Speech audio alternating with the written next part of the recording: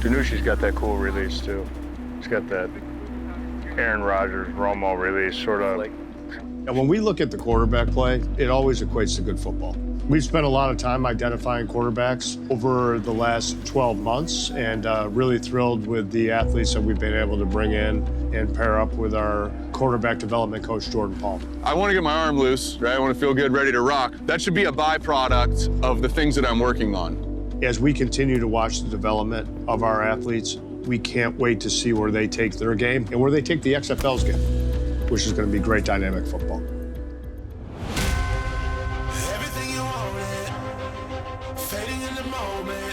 I think with this group, a series of events have happened, and it didn't go the way they thought it was going to go. For some of them, it's an injury. For some of them, they got beat out. For some of them, it was political. For some of them, they just played terrible. But everybody here can throw it. These guys can move. They're all big. They're all athletic. They all have thrown a lot of touchdowns and won a lot of games. And so now it's about realigning it. This is about loading lines of tension. Reorganizing it. Pelvis, trunk, and putting them in a position to be able to move forward. I've been able to work with some of the best quarterbacks in the NFL right now, and I'm about as excited as this opportunity to be the director of quarterback development for the XFL, because this is the league that I needed.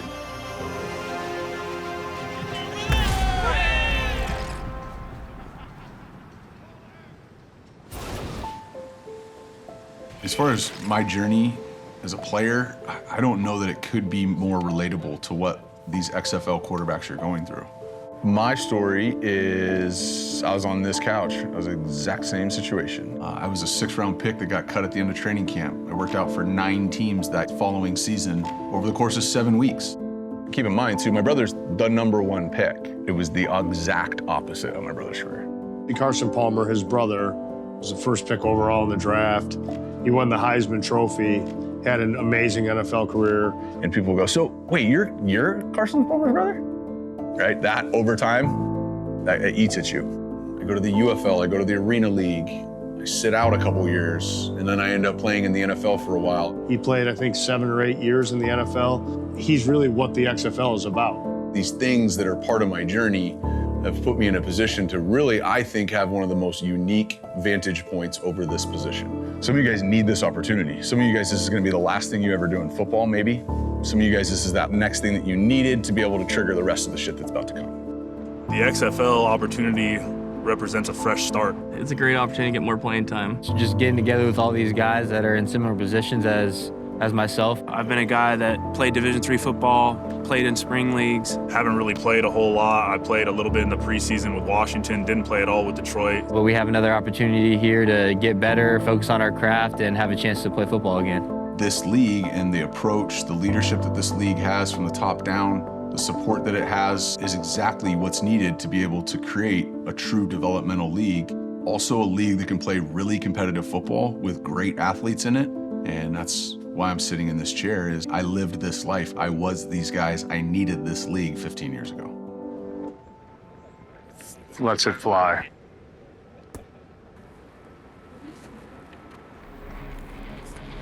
Good luck. Bam. Effortless. Yeah. It doesn't even look like he's trying. The XFL is the league of opportunity. Most of the young men that are here have NFL experience, major college experience. One of the things with quarterbacks in this day and age is that there's quarterback tutors, and then you have your coaches, and there's a lot of voices in their ear.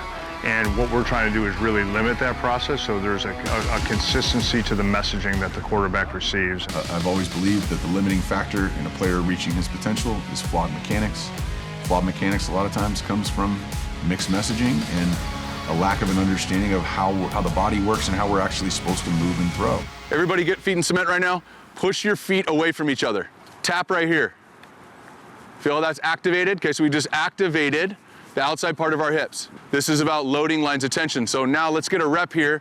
Push my feet apart, lift my balls up. Inhale and exhale when you throw.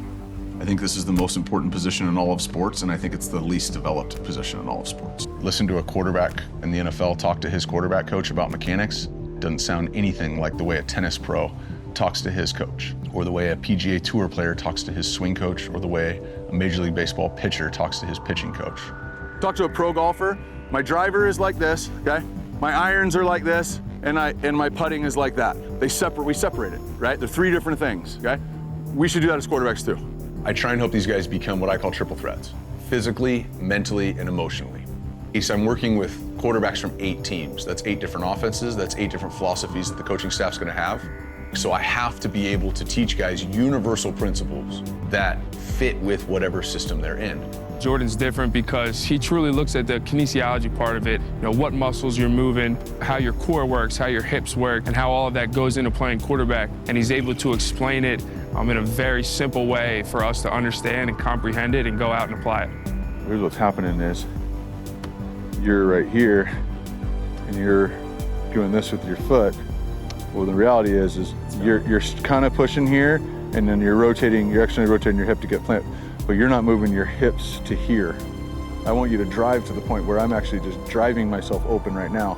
So the reality is when we start doing this correctly, yeah, your foot might get to that angle, but it's getting to that ankle because I opened my hips to that angle. Your stroke is what we're helping you with. Okay, throwing motion. Being able to miss left and know exactly why and fix it on the next throw.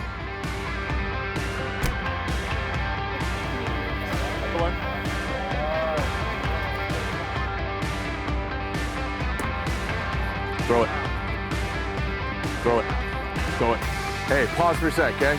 You guided that one. We all do that every now and then. We aim one or guide one, okay? What actually happened when we do that, because that's fun, it wasn't a duck, right? Is the kinematic sequence is pelvis, trunk, elbow extension, internal rotation. Watching Jordan, he thinks about things in a different way. It's not just, hey, let's go throw 29 routes or let's work on this dig throw. He's looking at the position holistically, from a biomechanical standpoint to a mental standpoint, to try to improve quarterback play and get quarterbacks thinking in a different way.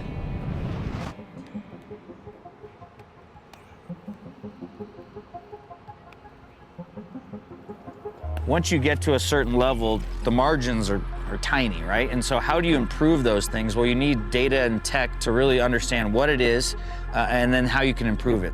So we use 8 cameras, a markerless system, 240 frames per second, capture everything from your big toe all the way to your thumb and how you throw a football. How's your sequence? How are you connected? When you put your foot in the ground, are you creating enough energy to go all the way through your body and to throw?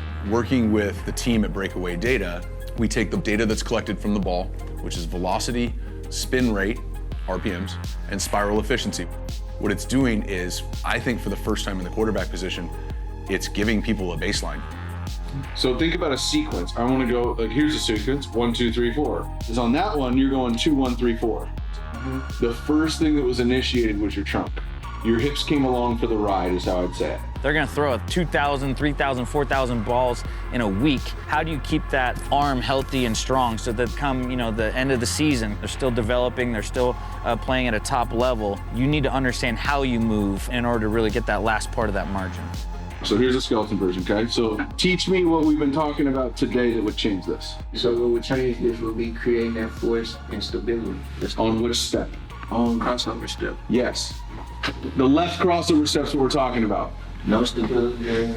No stability there. It's a weight shift. When Jordan can really take it to that next level, we saw 11 of 11 guys create more force and they are more connected either from their hips or their trunk. 4 of them in particular with their hips have gotten over 30% better. It's not even how good you're getting at throwing the football, it's the ownership of your stroke and the ability to problem solve, troubleshoot when something's off, okay? That gets stronger, you get better at that, your confidence goes.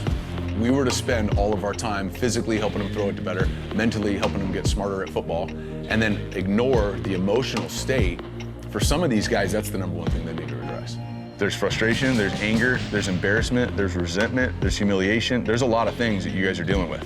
I brought in somebody that I bring in when somebody's getting ready to be the number 1 pick, and he can come in and speak truth into these guys' life of here's where I'm currently at, let me take inventory of that, and then we can implement and give them some tools for how to deal with the things that are coming next. But we want to teach these athletes that they have lots of agency, they have power, they have opportunity. And the one way to really think about that in a healthy way is to think of every situation as a get-to opportunity. I used to look at those hot days in the summertime like, oh, I have to go to practice. But now looking back, I was like, I got to do that. And that's what I'm really looking forward to with this opportunity, is that I get to get back to playing football. I get back to, you know, throwing the ball around, having that camaraderie with my teammates, and that's what I'm most excited for. I've already seen these guys continue to develop their game, and we want to see dynamic play on the field. We want to see a lot of points, you know, from the quarterback position. But more importantly, the leadership that that position exhibits on a daily basis, again, both on and off the field. We're expecting great things from our quarterbacks here in the XFL. There's more uncertainty than they've ever had in their career, and you have to find a way to be able to push forward and take advantage of if an opportunity comes, not when it comes. Being able to work with the best in the world and Jordan Palmer was something that I gravitated towards to choose the XFL. It gives me an opportunity to keep playing a game I love that I've been playing since I was 4 years old. It's a blessing to be here, man. I'm a lot better now than I was when I first got here. That's all that matters. I want to see growth of every single person on the roster here, quantifiable growth. And then I want to see some guys find the thing that was the missing piece.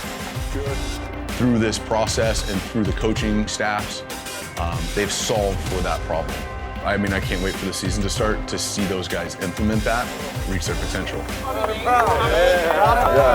1, 2, 3, family! Everything you wanted, fading in the moment, everything sacrificed.